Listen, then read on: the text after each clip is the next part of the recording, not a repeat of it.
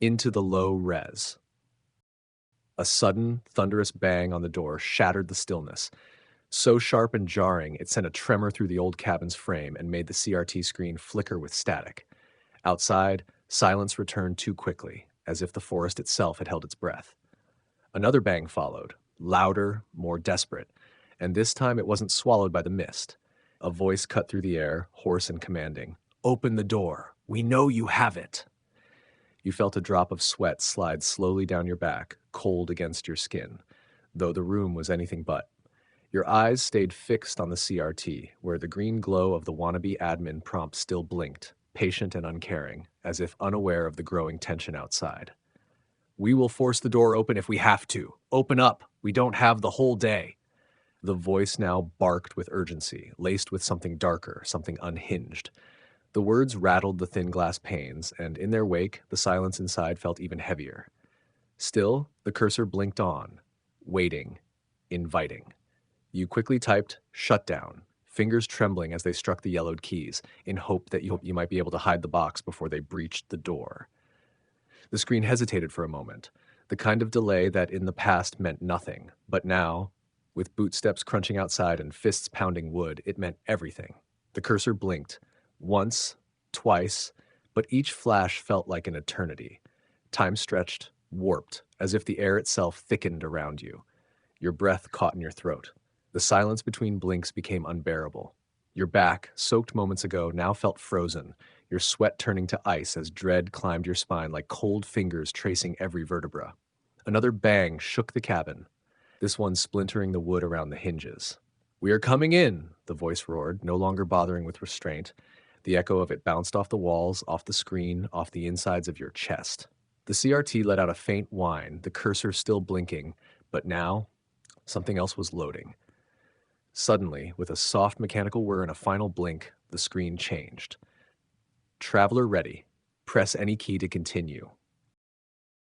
The text pulsed gently as if breathing, calm in stark contrast to the chaos pounding at your door. Something deep within the machine had awakened, and it was waiting for you.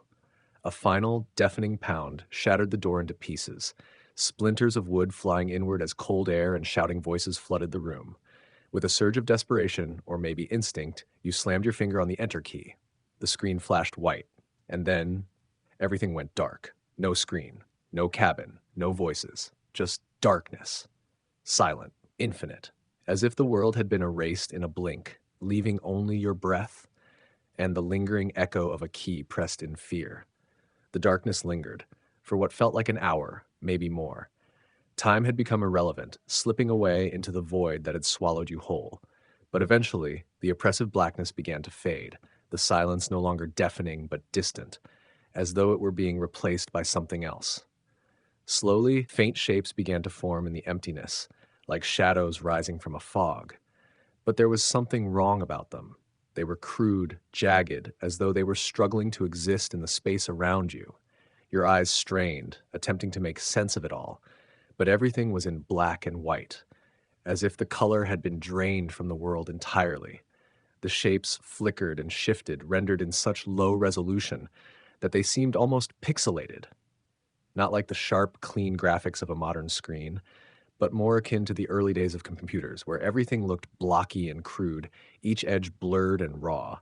You tried to move, but it felt like wading through thick air, slow and heavy. You could sense that you were in some kind of space. But where? What was this place? What had happened to the cabin, the door, the people outside? Had it all been a dream? No. The flickering pixels around you told another story. You were somewhere else, but where? The low-res environment around you seemed to stretch on endlessly, the shapes flickering in and out of existence as if the world itself wasn't quite ready to be fully formed. You reached out, your hands stretching forward into the void, but it was as though your body wasn't quite connected to this place. It felt alien, disjointed, like you didn't belong, like you were only half present. A low hum vibrated from somewhere far away, and a voice echoed softly, though you couldn't tell if it came from within your mind or from the space around you. "Welcome, traveler. You've entered the realm of possibilities. Now, make your choice." The voice wasn't familiar, but the words, they felt like a command, a challenge. You could sense that you weren't just a passive observer anymore. This place, this low resolution realm, was waiting for you to act. But act on what? The black and white world seemed to pulse with a strange energy, and for the first time since the darkness had overtaken you, you felt something like a choice before you, a fork in the road, though the path wasn't clear. You stood there, feeling the weight of it, knowing that this place was more than just a mere step in your journey. It was a moment of reckoning. And the only thing you knew for sure was that whatever came next, you would need to decide.